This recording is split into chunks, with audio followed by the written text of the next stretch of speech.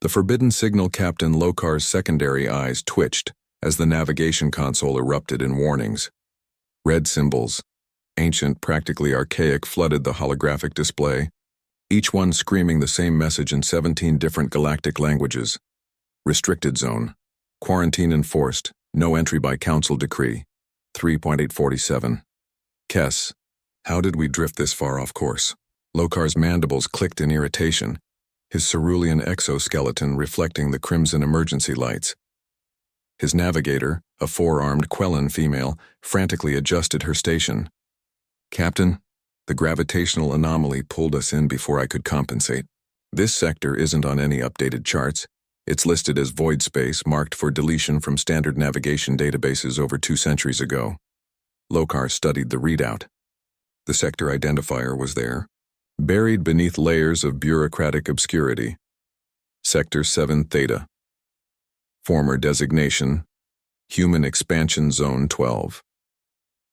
The bridge fell silent. Every species in the Galactic Council knew that name, even if most pretended they didn't. Humans, the extinct ones, the species that had erupted into galactic politics 3.5 centuries ago, with technology that shouldn't have been possible for such a young civilization, who had fought a war so devastating that 5 major empires had united to contain them. The war had ended not with surrender but with silence. Complete absolute silence. Their worlds went dark. Their ships stopped responding. Their colonies became graveyards. The council had declared them extinct and forbidden anyone from investigating why. Reverse course immediately, Lokar ordered. But even as he spoke, something on the sensor array made him pause. His tactical officer, a gelatinous morphian named Gel, pulsed with uncertainty. Captain, I'm detecting an energy signature. It's faint, but it's artificial, and it's on a frequency that matches old human communication protocols. That's impossible. Lokar moved to the sensor station, his secondary arms gripping the console edges. The humans have been gone for 300 years. What you're seeing is probably automated beacon debris, nothing more. Sir, the signal just changed. Gel's form rippled with what Lokar recognized as fear. It's responding to our presence. The bridge lighting flickered. Every screen simultaneously displayed the same image. A simple audio waveform pulsing with steady rhythm. Then breaking through the static of centuries came a voice, clear, measured, and impossibly calm. Unidentified vessel, you have entered quarantined space. Please state your designation and intent.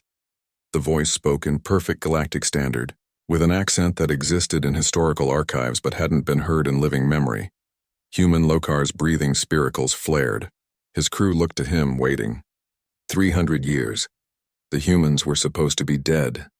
The sector was supposed to be empty. Everything the council had taught, everything the history nodes recorded, all of it said humanity had destroyed itself in its final, desperate war. This is Captain Lokar of the survey vessel Distant Horizon, representing the Quellan Exploratory Guild. We entered this sector by navigational error. Our deepest apologies. We were not aware that anyone still inhabited this region. The silence stretched for exactly 17 seconds. We know, the voice replied. We've been monitoring your approach for the last 43 minutes. We simply wanted to see if you would choose to enter on your own, or if the gravitational lure would be necessary. Lokar's blood chilled. You pulled us in deliberately? A minor adjustment to local spatial curvature.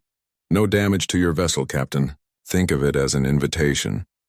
There was a pause, and when the voice continued, something almost like amusement colored its tone.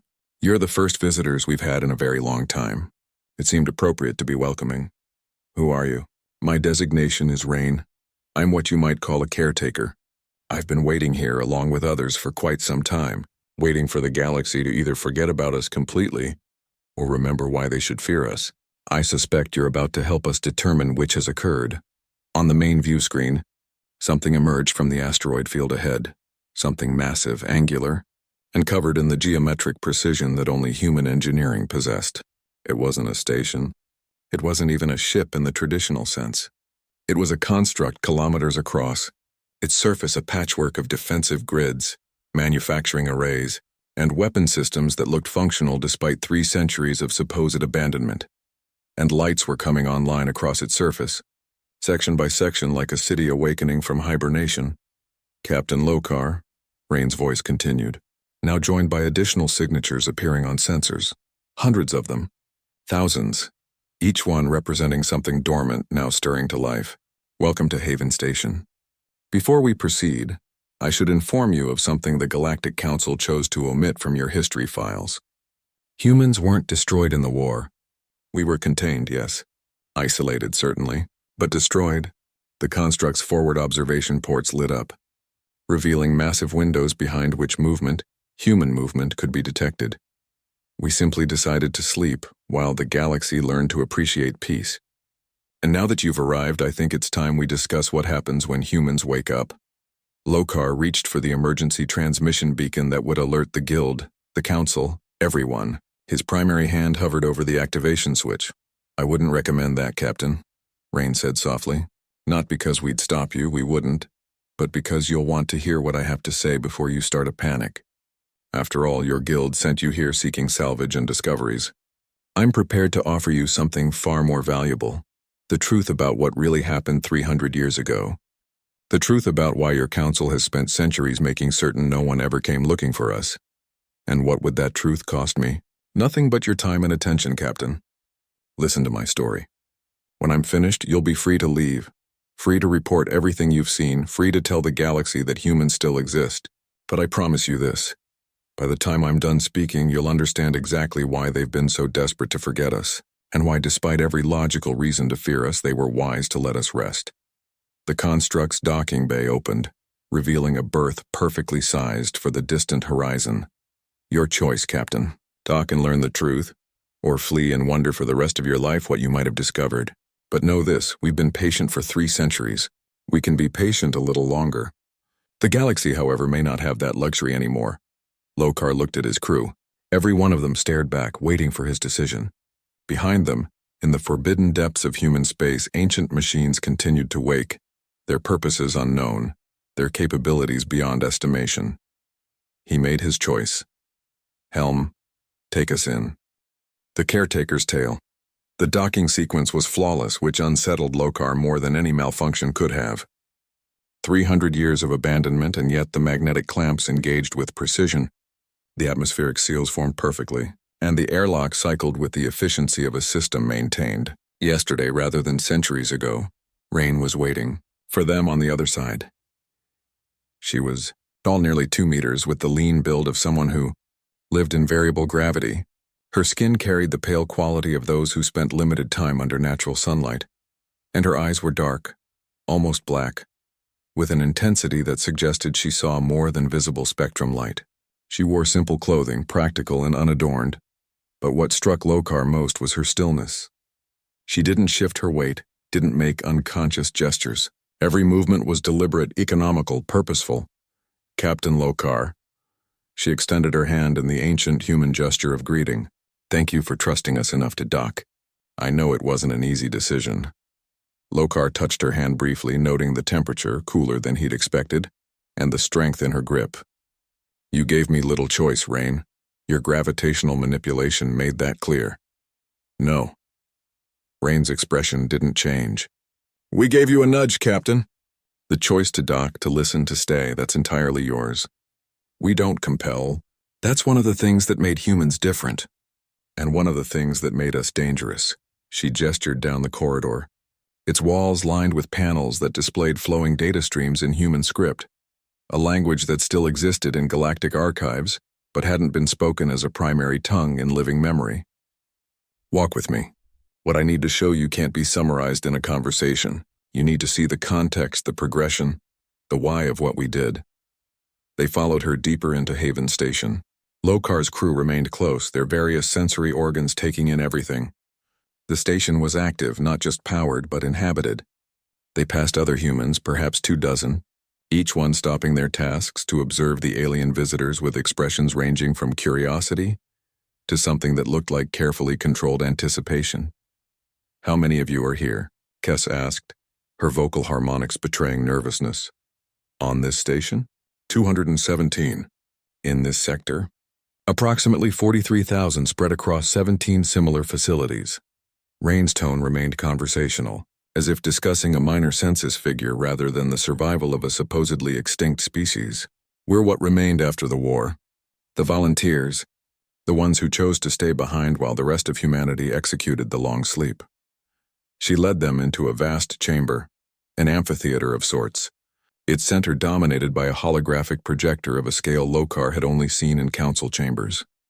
Rain moved to a control panel, her fingers dancing across interfaces that responded to her touch with immediate precision. The Galactic Council's official history states that humans destroyed themselves in a civil war 347 years ago, that we turned our weapons on each other in a frenzy of self-annihilation, and that the Council merely enforced quarantine protocols around our dead worlds to prevent salvagers from disturbing the ruins. Rain's hand moved, and the holographic display flickered to life, showing star charts from centuries past. Would you like to know what really happened, Captain? That's why we're here. The holographic display shifted, showing the rapid expansion of human space. Dozens of worlds colonized in less than a century, a pace that had alarmed the established powers. Then came the images of human technology. Fusion drives that outperformed equivalents, weapon systems that integrated AI in ways the Council had banned, medical advances that doubled human lifespans. We were young, Rain said. Aggressive, certainly. We expanded too fast, claimed too much territory, and we didn't understand or care about the careful balance the older species had established. We were the newcomers who refused to acknowledge that we were newcomers, and when the Council demanded we slow our expansion, we refused. The display showed ships, human warships, sleek and dangerous, meeting Council enforcement fleets. Battles erupted across the projection, brief and violent. But what caught Lokar's attention was that the humans didn't lose. They adapted, countered, and survived engagement after engagement against forces that should have overwhelmed them. The war lasted 16 years, Rain continued. And in those 16 years, the Council learned something terrifying about humans. We don't fight wars to win territory or resources. We fight wars to survive. And when survival is at stake, humans don't have limits. We'll sacrifice anything, adapt to any condition, cross any ethical boundary that our enemies cross first. The holographic battles intensified. Lokar watched human tactics evolve in real time. Guerrilla strikes, false flag operations, biological agents that targeted specific species while leaving others unharmed, AI swarms that learned and adapted faster than organic commanders could counter. The Council offered terms, Rain said, favorable terms. They would recognize human territorial claims, grant us a permanent seat in galactic governance, provide access to technologies they'd withheld. All we had to do was accept limitations, caps on our military expansion, oversight on our research, integration into their existing power structures. And you refused? Gel pulsed with disbelief. We accepted. Rain's expression finally shifted, showing something that might have been regret. Every single government, every colony, every human authority voted to accept the terms. The war was over. Humanity had achieved what we wanted: recognition, autonomy, a place in galactic civilization on our own terms. The holographic display showed celebrations, humans and aliens together, peace accords being signed, human representatives taking their places in council chambers. It lasted 4 years, Rain said softly. 4 years of peace, of trade, of genuine cooperation, and then we discovered the amendment. The projection changed, showing dense legal text in multiple languages. Rain highlighted specific sections, translating them into galactic standard. Lokar read the words and felt his spiracles. Constrict.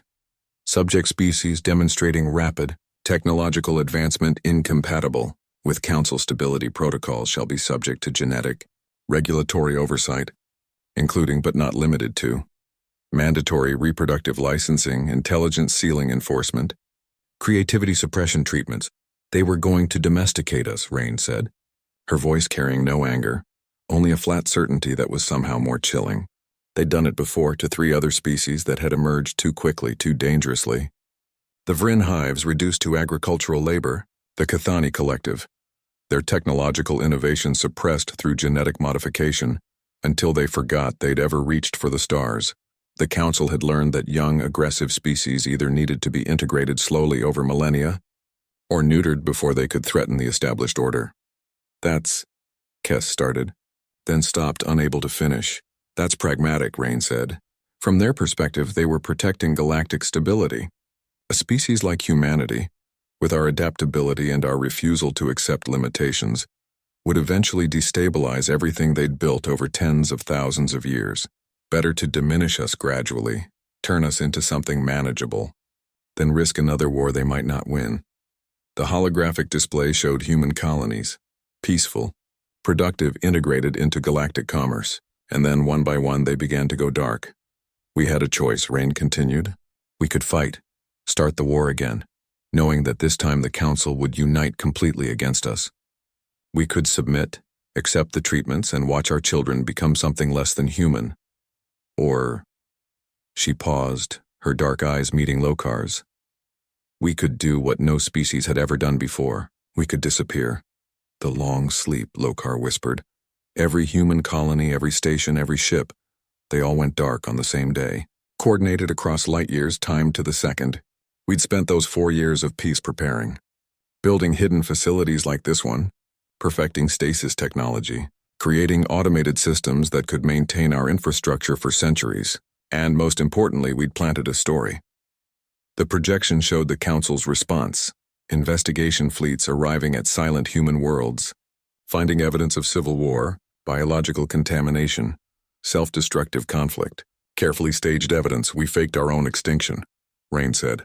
We made it look like we'd turned on ourselves, destroyed our own civilization in a spasm of violence that validated every fear the Council had about us. We gave them exactly what they needed to justify quarantining our space and forgetting about us, and then we slept. Why? Lokar demanded. Why go through such elaborate deception instead of fighting? Rain smiled, and it was a human expression Lokar recognized from historical files, the smile of someone who knows a secret, who understands something their opponent doesn't. Because, Captain, humans don't just think in terms of winning battles. We think in terms of winning wars. And sometimes the best way to win a war is to make your enemy believe they've already won. She gestured to the holographic display, which now showed the current galactic map, the territories, the alliances, the careful balance of power that had existed for 3 centuries. While we slept, the galaxy forgot why they feared us. The old generation that fought the human war died off. The stories became legends, then myths, then cautionary tales told to keep younger species in line. The quarantine zones became superstition. And the Council? They became comfortable, complacent, certain that they'd solve the problem of dangerous young species. And now you're waking up, Lokar said, understanding dawning with cold certainty. Now we're waking up, Rain confirmed. Because 300 years is a very long time for humans, Captain. But it's not that long in galactic terms. The same power structures exist. The same policies. The same willingness to suppress species that threaten the established order. And while we slept, we didn't just preserve ourselves. We evolved. We planned. We prepared. The holographic display showed Haven Station's interior, massive fabrication facilities, weapons labs, AI core matrices beyond anything in current galactic technology, all maintained by automated systems and the small crew of caretakers who'd volunteered to forego stasis and watch over humanity's future. When you report back to your guild, Captain, when you tell the Council that humans still exist, they'll have another choice to make. They can acknowledge that the old policies were wrong, that forced domestication is ethical genocide, and negotiate with us as genuine equals. Or, Rain's expression didn't change, but something in her eyes did, something ancient and patient and absolutely certain. Or they can try again, and this time, they'll discover what happens when you give humans 300 years to think about how to win a war. We've had a very long time to consider strategies, Captain. A very long time to plan for contingencies, to build things the galaxy can't even imagine yet. You're threatening them, Jel pulsed with accusation. No, Rain said calmly. We're giving them a choice. The same choice they gave us, actually. They can accept us, limitations and all, acknowledging that we'll never submit to domestication, never allow ourselves to be diminished, never stop pushing boundaries. Or they can try to force the issue and learn that sometimes the species you try to cage learns to build better cages. She moved to the observation windows, gazing out at the vast construction beyond, shapes that Lokar now recognized as ships, thousands of them, each one incorporating 3 centuries of careful improvement to human design philosophy. We don't want war, Captain. Rain said quietly.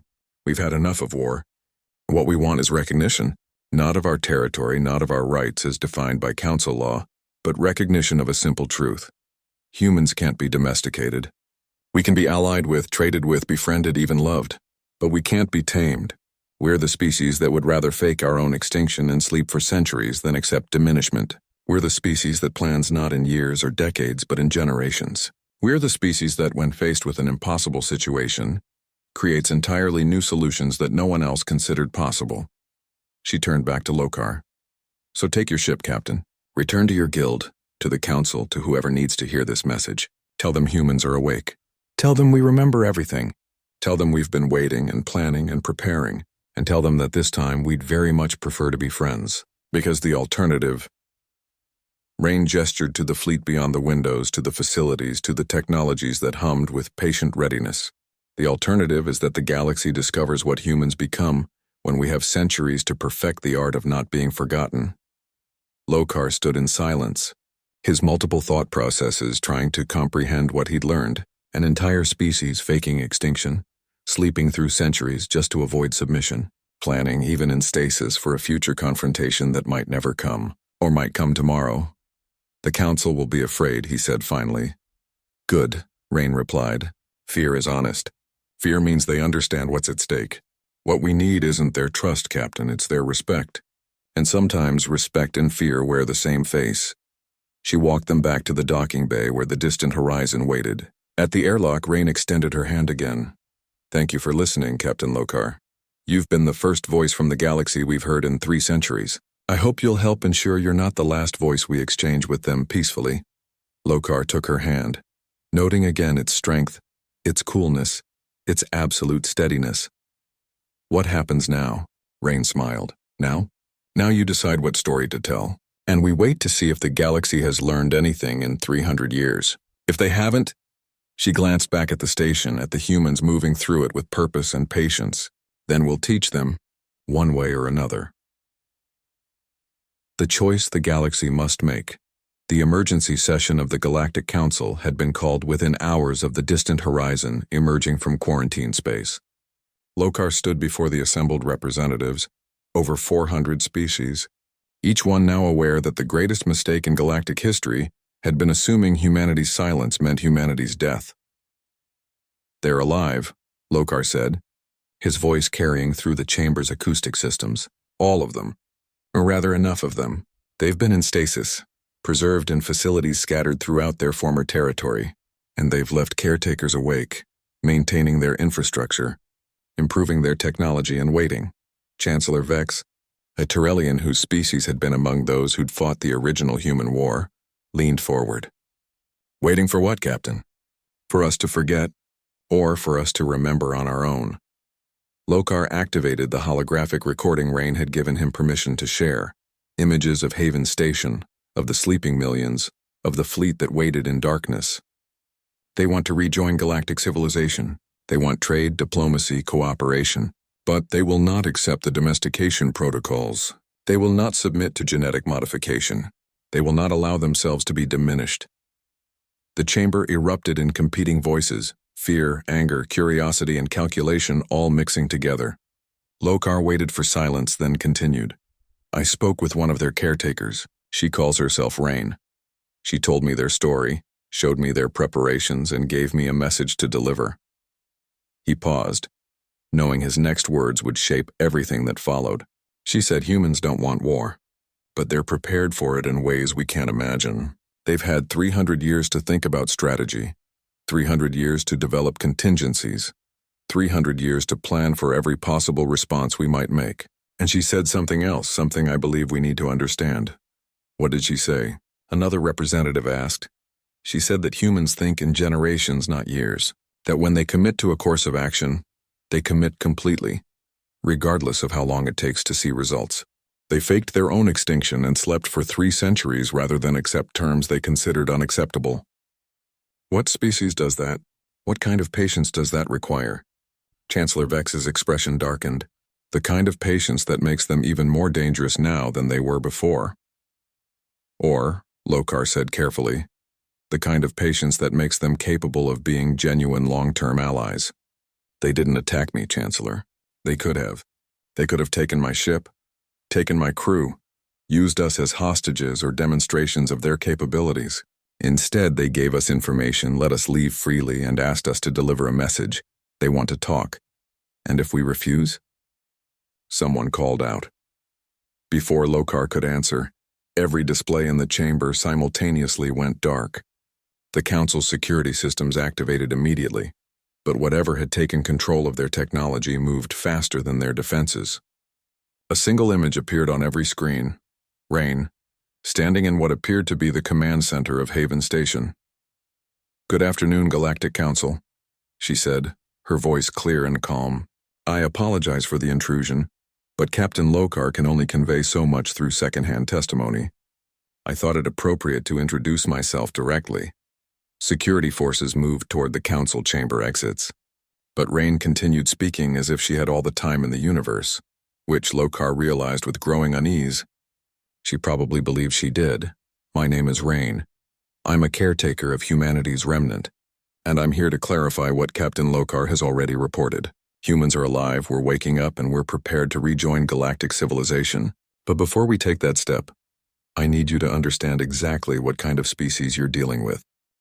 The display shifted, showing schematics, weapon systems, ship designs, AI architectures, all of it clearly beyond current galactic standards. But Rain didn't dwell on the military applications. Instead, she showed medical technologies, agricultural, systems, educational frameworks, artistic achievements, 300 years of development, all preserved and improved during humanity's long sleep. "We could have spent these centuries building weapons," Rain said. "We could have focused entirely on military superiority, on ensuring that when we woke up, we'd be unstoppable. And yes, we did improve our defensive capabilities. We'd be foolish not to. But we also did something else. We thought." The displays shifted again, showing what looked like philosophical texts, ethical frameworks, strategic theories. Human faces appeared, scholars, scientists, strategists, all working in the facilities during their waking shifts, contributing to humanity's collective understanding of what had happened and what should come next. "We thought about what went wrong," Rain continued. "We thought about why the Council feared us enough to consider genetic modification as an acceptable solution. We thought about what kind of species we wanted to be, not just what kind of species we were capable of being. And we reached some conclusions." She paused, and for the first time, her expression showed something other than calm certainty. It showed hope, fragile and carefully guarded. "We concluded that we were arrogant, that our rapid expansion threatened established order without adequate consideration for why that order existed. We concluded that our adaptability, our refusal to accept limitations, our aggressive pursuit of advancement, these things terrified you because they represented chaos in a galaxy that had finally achieved stability. We understand that fear now. We respect it," Chancellor Vex stood.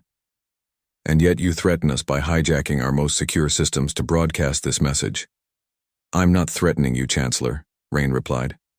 "I'm demonstrating that we could have done much worse if we'd wanted to. I'm showing you that we have capabilities you didn't expect, that we've been watching and learning even while we slept, that our technology has continued advancing while yours has stagnated within the comfortable boundaries of Council-approved development. I'm showing you all of this not to intimidate you, but to establish honest negotiating positions." "Negotiating?" another representative interjected. "What is there to negotiate? You either accept Council authority and abide by galactic law, or you remain in quarantine." Rain's expression didn't change, but something in her eyes sharpened. "That's one option. Here are some others.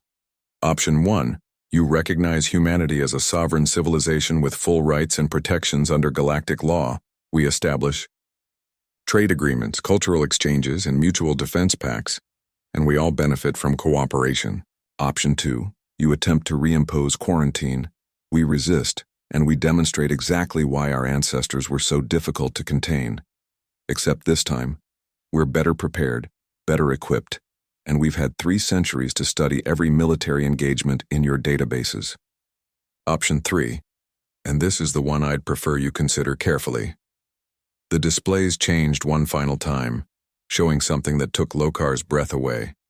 It was a timeline, stretching thousands of years into the future, showing human and alien civilizations working together, advancing together, facing external threats together. It showed humanity not as conquerors or as subjects, but as partners. Difficult partners, certainly. Challenging partners who would push boundaries and question assumptions, but partners nonetheless. Option 3, Rain said softly, is that we acknowledge our respective natures. You acknowledge that humans can't be domesticated, can't be controlled, can't be reduced to something manageable. We acknowledge that our rapid advancement and boundary pushing creates legitimate concerns about stability. And together, we create a new framework, one where humanity's innovation is channeled through cooperation rather than competition, where our adaptability serves galactic interests rather than threatening them, where our long-term thinking helps solve problems that require patience measured in centuries rather than election cycles. She leaned forward slightly, her dark eyes seeming to look directly at each representative individually, despite the holographic medium. We're offering you something unprecedented, Council. We're offering you humanity as true partners, not subjects, who pretend to accept your authority while secretly resenting it, not rivals who will eventually challenge your power structures, but genuine partners who will push you, challenge you, frustrate you, and sometimes make you regret ever letting us back into galactic civilization, but who will also stand with you, innovate with you, and help you face whatever challenges the universe has waiting. And if we refuse all 3 options? Chancellor Vex asked, though Lokar could hear the weariness in his voice, the sound of someone who already knew they were negotiating from a position of weakness. Then we sleep again, Rain said simply.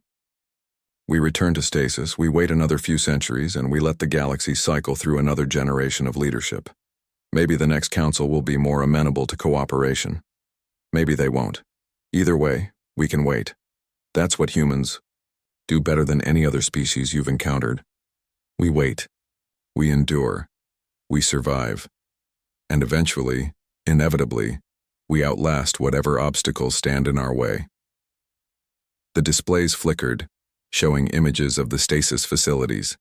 Millions of humans, sleeping peacefully, preserved perfectly, capable of waiting literally forever if necessary. We don't want to wait, though, Rain continued. We've been patient enough. We've given you 300 years to move past the fear, past the need for control, past the belief that the only way to handle a dangerous species is to diminish them. We're ready to wake up. We're ready to rejoin the galaxy. We're ready to contribute, to trade, to share our discoveries and learn from yours.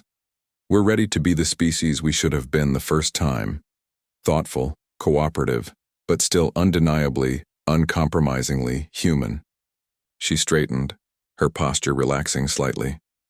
You have 1 galactic standard week to make your decision, Council. 1 week to vote on whether humanity deserves a second chance at first contact. 1 week to decide if you're wise enough to see opportunity where your ancestors saw only threat. Captain Lokar has my contact protocols. When you're ready to talk, reach out. We'll be listening. The displays flickered and returned to normal functionality. Rain's image disappeared, leaving the council chamber in stunned silence.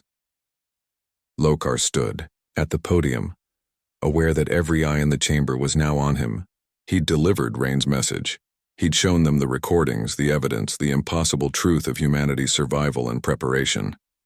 Now came the moment that would determine whether the next chapter in galactic history would be written in cooperation or conflict. Counselors, he said finally, I've seen their facilities. I've met their people. I've heard their story. And I can tell you this with absolute certainty. They're telling the truth. They don't want war, but they're prepared for it in ways that should terrify us. They've studied every conflict in our databases, analyzed every tactical doctrine, reverse-engineered every weapon system they could access through remote observation. They've had 300 years with nothing to do but think about strategy and survival. He paused, letting his words sink in. But they've also had 300 years to think about what kind of species they want to be. And they've chosen cooperation, if we're wise enough to accept it. The question isn't whether humans are dangerous. We know they are. The question is whether we're smart enough to turn that danger toward mutual benefit rather than mutual destruction. Chancellor Vex looked old, suddenly, old and tired, and aware that the comfortable certainties of his long life had just been shattered. You believe we should accept their terms? I believe we should negotiate, Lokar said carefully. I believe we should recognize that the old policies failed, not because the humans destroyed themselves, but because they chose extinction over submission. And I believe that any species capable of that level of commitment, that depth of patience, that willingness to sacrifice everything rather than compromise their fundamental nature, that's not a species we want as enemies. That's a species we need as allies. The debate lasted 17 hours. Factions formed, arguments erupted, historical precedents were cited, simulations were run. But in the end, facing the reality that humanity existed, that they were technologically advanced beyond current galactic standards, and that they possessed both the capability and the patience to outlast any attempt at containment, the Council reached its decision. By a margin of 63%, barely more than required, they voted to open negotiations. 3 days later, Captain Lokar returned to Haven Station as the official representative of the Galactic Council's diplomatic corps. This time, when the airlock opened, Rain wasn't alone. Behind her stood a dozen other humans, each one bearing the quiet confidence of people who'd bet everything on patience and won. Captain Lokar, Rain said, and this time her smile was genuine, warm, almost relieved. Welcome back. I take it the Council has made their decision?